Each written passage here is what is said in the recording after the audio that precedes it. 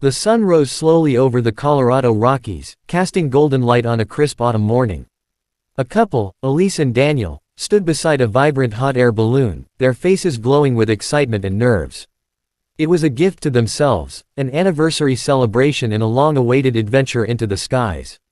The balloon operator, a seasoned man with decades of experience, gave them a warm smile and guided them into the wicker basket.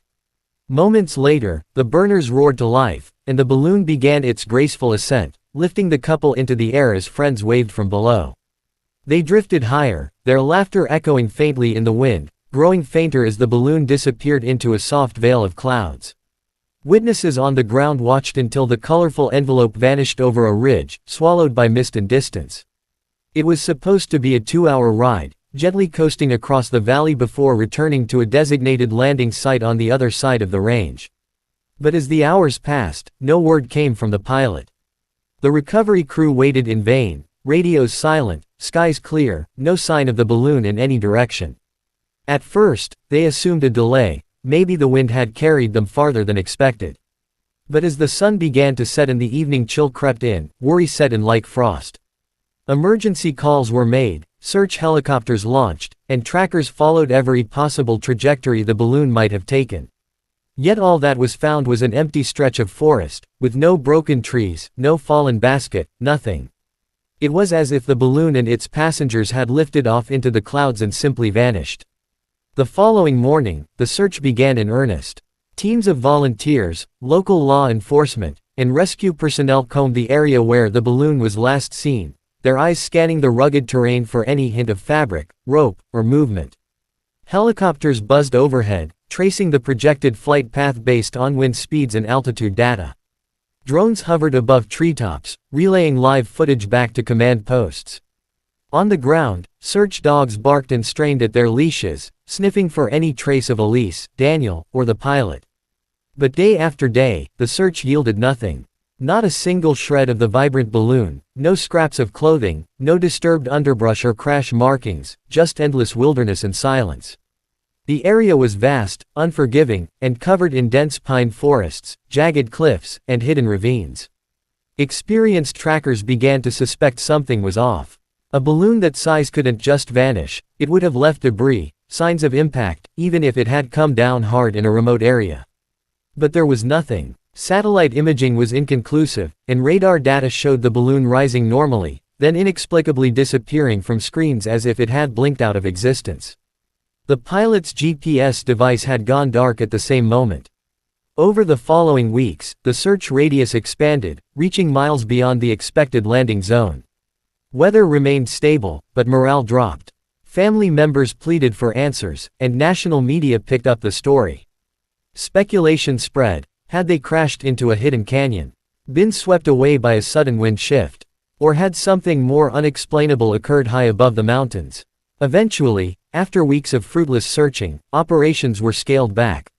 The official report labeled it a tragic accident with unknown causes. But for those who had searched, and found nothing, it felt more like the mountain had taken them and refused to give them back. As the months passed, the story of Elise, Daniel, and the vanished balloon faded from headlines, but it never left the minds of those closest to them. The official investigation concluded with no solid leads, no evidence of foul play, and no confirmed crash site. The families were left with a vague summary, an unexplained disappearance attributed to unpredictable weather and difficult terrain. But the lack of closure gnawed at them. Elise's sister, Rachel, became obsessed with the case, poring over maps, weather data, and satellite images late into the night. She wasn't alone. Online forums began to buzz with theories, ranging from government cover-ups to bizarre atmospheric anomalies and even alien abduction. What disturbed many was the flight data, how it showed the balloon maintaining a steady altitude and direction before simply vanishing from radar. One moment it was there, floating calmly at 5,000 feet, and the next, it was gone, as though someone had turned off a switch. There had been no storm, no lightning, no sudden wind shear that could explain such a disappearance. And then there were the rumors. A hiker, weeks after the disappearance, claimed he saw a balloon drifting silently over a high ridge, torn and deflated, though when he reached the spot, there was no trace. A local ranger mentioned strange radio interference on the day of the flight and a brief flash of white light reported by a fire lookout station around the same time. None of it made it into the final report. Investigators, under pressure to provide answers, dismissed the oddities and closed the file. But not everyone was satisfied. Elise's and Daniel's friends recalled how excited and slightly anxious they had been that morning. The pilot had joked about flying near the edge of the world. No one thought anything of it at the time. Yet now, with no sign of them and no logical explanation, those words echoed ominously. The mountains had kept their secret.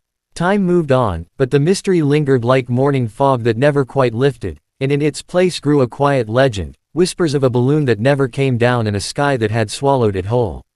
It was a cool morning in late September when Ethan Morrow, an experienced hiker and amateur photographer, set off alone on a rarely used trail deep within the northern slopes of the Rockies. He had spent years exploring hidden routes and forgotten paths, always searching for unspoiled beauty and the thrill of the unknown.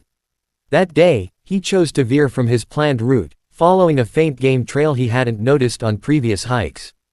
It wasn't on any map, and something about the overgrown path called to him. As he pushed deeper into the wilderness, the forest grew denser, the trees older and thicker, as if he had stepped into another time. After nearly 5 hours of navigating rugged terrain, climbing over fallen logs and scaling a rocky incline, he found himself at the edge of a ridge that dropped into a narrow, hidden valley. What lay below took his breath away. The valley was unlike anything he had seen in the region before, lush, oddly quiet, and untouched by human activity. It was as though nature had sealed it off, guarding it from the world above. At first glance, nothing seemed unusual beyond its remoteness. But as he descended carefully into the valley, a strange feeling crept over him. The air was thick and still, sounds seemed muffled, and the usual chatter of birds and insects was absent. He followed a narrow stream through the valley floor until something caught his eye, a flash of bright color beneath a tangle of vines. Approaching cautiously, he realized it was fabric, faded but unmistakably man-made. Brushing the foliage aside, Ethan uncovered the remains of a structure. It looked like a makeshift shelter, assembled from balloon canvas and branches. The balloon fabric, once vibrant, was weathered and torn, but recognizable. Nearby were signs of habitation, a rusted propane burner, a pair of collapsed sleeping bags, and a dented camping stove long out of fuel. Everything was overgrown, as if nature had done its best to reclaim it, yet the arrangement was unmistakably human. He stood frozen, heart pounding. Could this be the balloon that had vanished years ago, the one from the news, the one no one ever found? Reaching for his phone, Ethan began to take photos, documenting every angle of the site. He found a weathered leather notebook tucked beneath a rock, pages warped from time and moisture, but still mostly intact. The name written on the inside cover sent a chill down his spine, Elise Harper. Ethan sat back, the weight of the discovery settling in. This wasn't just a random lost camp. This was the beginning of an answer to a 6-year-old mystery. Ethan's hands trembled slightly as he turned the pages of the weathered journal. The ink was faded, but still legible, protected by the thick, leather-bound cover. The first few entries were surprisingly calm, dated just days after the reported disappearance. Elise's handwriting flowed steadily across the page, documenting their descent into the hidden valley. She described how the balloon had begun to malfunction mid-flight, not with a loud explosion or violent crash, but a slow, inexplicable loss of altitude, as if something had gently pulled them downward. The pilot had struggled to regain control, but the balloon ignored his efforts, drifting lower and lower until it skimmed the treetops and finally came to rest in the secluded ravine Ethan now stood in. Elise wrote that none of them were injured, only shaken. They had enough supplies to last for days, and the pilot believed he could repair the radio and signal for help. But as days turned into weeks, the tone of her entries changed. The radio never worked, not even once. It didn't make static, didn't pick up signals, it simply remained dead. Worse, the GPS devices showed impossible coordinates, placing them in a location that didn't exist on any known map. They climbed the ridges to get a better signal, but no matter how far they went, the landscape curved back toward the valley, as if they were walking in a loop.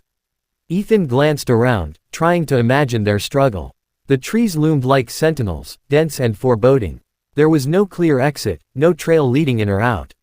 He continued reading. Elise described hearing strange noises at night, soft rustling, whispers on the wind, a feeling of being watched. The others felt it too. The pilot, usually calm, began to withdraw, whispering to himself about the cliffs and the eyes in the dark. One morning, he was gone. No footprints, no trail, no sign he'd ever been there. Elise and Daniel searched for days, calling his name until their voices gave out. Later entries became more frantic. They began marking trees to track their path, only to find the same marks on different trees days later. Time felt different, Elise noted. The sun rose but seemed to hang in the same spot for hours. Sometimes, stars appeared before dusk. Food began to dwindle. Daniel started losing hope, and Elise tried to stay strong, but her entries grew shorter, scattered, more emotional. The second to last entry simply said, "Something is here. We feel it every night now. It knows we're trying to leave." Ethan closed the journal and looked around, heart pounding. The forest was silent, suffocating in its stillness. He stood up and backed away slowly, a sense of unease creeping into his bones. This place hadn't just swallowed the balloon, it had kept its passengers prisoner. Whatever had happened here was more than just a crash. It was a warning, and it had waited 6 years to be found. Ethan couldn't stop thinking about the final entries in the journal as he set up camp just outside the overgrown shelter. Night was approaching quickly, and although every part of him screamed to leave immediately, exhaustion and the approaching darkness made descending the ridge too dangerous. He built a small fire and sat with the journal in his lap, flipping through pages again, searching for anything he might have missed. One passage caught his eye, written in a shaky hand, likely near the end. Elise had described lights in the sky. Not stars. Not aircraft. Lights that hovered motionless, then flickered in unison like a pulse. She said they would appear without sound, just after sunset, and remain there for hours before vanishing as if someone had turned off a switch. Daniel, she noted, had started watching them with growing fear. He claimed they were watching back. Ethan looked up. The sky was darkening into a rich navy blue, stars beginning to poke through the fading light. He felt ridiculous, but he scanned the horizon, just in case. Then he saw it, 3 faint, unmoving lights hovering just above the cliff line to the north. He froze, his breath caught in his throat. They didn't blink. They didn't move. They simply existed. After 10 long minutes, they blinked out, all at once. Shaken, Ethan returned to the journal. Elise had written that Daniel once approached the cliff alone, convinced there was something behind it, something, hollow, in the rock that called to him. When he returned, he was pale, silent, refusing to speak for hours. That night, Elise wrote that she'd heard a voice, not Daniel's, whispering her name just outside the shelter. When she looked, no one was there. She wrote of footprints appearing around their camp in the morning, bare, human-shaped, but larger than any of theirs. The final pages were erratic, nearly illegible, as if written in a panic. One entry simply read, "We're not alone. It watches. It waits." Another, "We tried to leave. It won't let us." Ethan glanced around again. The forest was still too quiet. No wind, no insects, no distant howls or bird calls. Only the low crackle of his fire. He didn't sleep that night. Instead, he sat upright, flashlight and journal beside him, ears straining for any sound beyond his own breathing. Something was wrong with this valley, something unnatural. And as the cold night stretched on, a horrifying thought anchored itself in his mind: maybe the valley wasn't hidden by chance. Maybe it was hidden because something in it didn't want to be found. Ethan sat in the pale light of dawn, his eyes bloodshot and heavy from a sleepless night. The fire had long since died out, leaving behind only a ring of glowing embers. His flashlight, flickering low on battery, cast long, distorted shadows across the trees. The journal rested open in his lap, its final page like a weight on his chest. The handwriting was almost illegible, crooked, smeared with dirt or possibly tears, the lines hurried and jagged as though written in fear. The last entry was dated 6 years ago to the day. Elise's words were few but chilling: "We can't leave. It won't let us. We see it now, standing on the ridge at night. Watching. Waiting. The way out is gone." Ethan read the words again and again. The way out is gone. He'd felt it too, how the forest seemed to fold back on itself, how the narrow game trail he'd followed in had vanished behind him, replaced by unfamiliar brush and trees that looked eerily similar. He hadn't seen a single bird since entering the valley, nor heard the buzzing of insects. The whole place was a vacuum of sound, like the forest was holding its breath. Determined not to panic, he began packing his gear. He needed to get out, now. He marked a direction with his compass and began climbing out of the valley, retracing what he believed was the path he'd taken in. But the trail wound in strange, looping directions. Landmarks seemed to shift. He came upon the same fallen log he'd passed nearly half an hour before. At first, he blamed fatigue, disorientation. But the more he walked, the more the trees began to feel like a maze, a carefully designed cage. By midday, clouds had gathered overhead, casting the valley in a dull gray light. Ethan climbed another ridge, hoping for a view of the horizon, anything that could help him regain his bearings. But at the top, instead of open wilderness, he found another wall of trees, dense and endless. That was when he saw it. Across the valley, on the highest ridge, stood a figure, too far away to see clearly, but unmistakably human in shape. Motionless. Watching. Ethan blinked, rubbed his eyes, and looked again. It hadn't moved, but every cell in his body screamed that it was aware of him. He felt a primal kind of fear, the kind that bypasses logic and speaks directly to instinct. He turned and ran back down the slope, his thoughts in chaos, heart racing. When he reached the old balloon camp again, he found something he hadn't noticed before, a second journal, smaller, tucked inside a rolled-up tarp. The cover was darker, stiff with age and moisture. Inside were just a few pages, and they weren't written by Elise. They were in Daniel's handwriting. The first line read, "It let me come back. Alone. I don't know why." Ethan slammed the book shut and looked around. He wasn't alone in the valley. And now, more than ever, he knew Elise's final words weren't poetic or symbolic. They were literal. The thing that had trapped them here was still present. Still watching. And it might not let him leave either.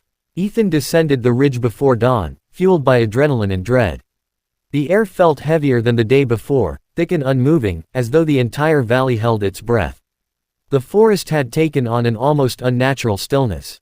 The light that filtered through the treetops was gray and cold, stripped of warmth or color.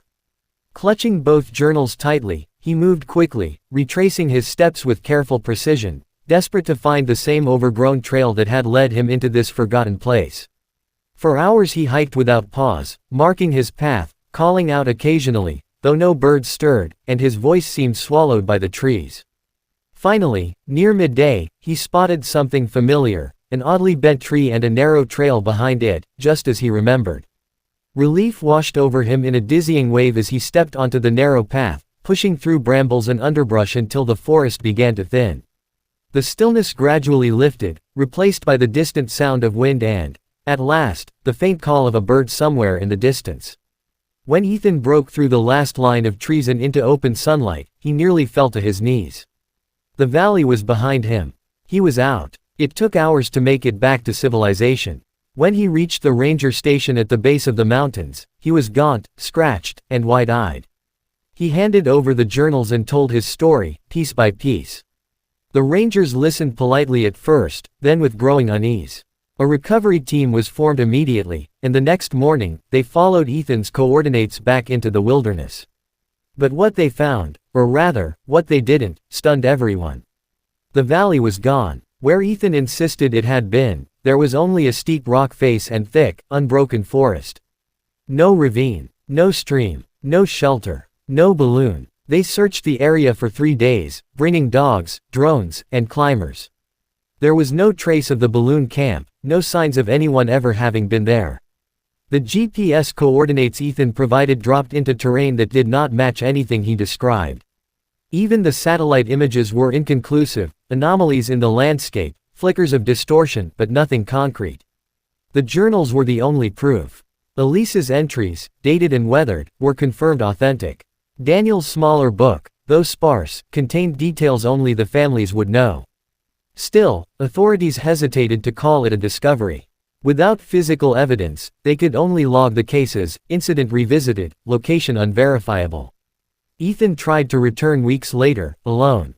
He searched for days but never found the valley again. The strange trail, the bent tree, the overgrown passage, they were all gone. He never saw the figure on the ridge again. But at night, he sometimes dreamed of it. Standing in silence. Waiting. And so the story spread. Of the couple who vanished. Of the hiker who found a place that didn't exist. Of journals that told a tale no one wanted to believe. The mountains remained silent, indifferent. And high above the trees, on quiet nights, some say you can still see lights, hovering, watching, before they blink out all at once, leaving only the question: what really happened in the valley that no longer is?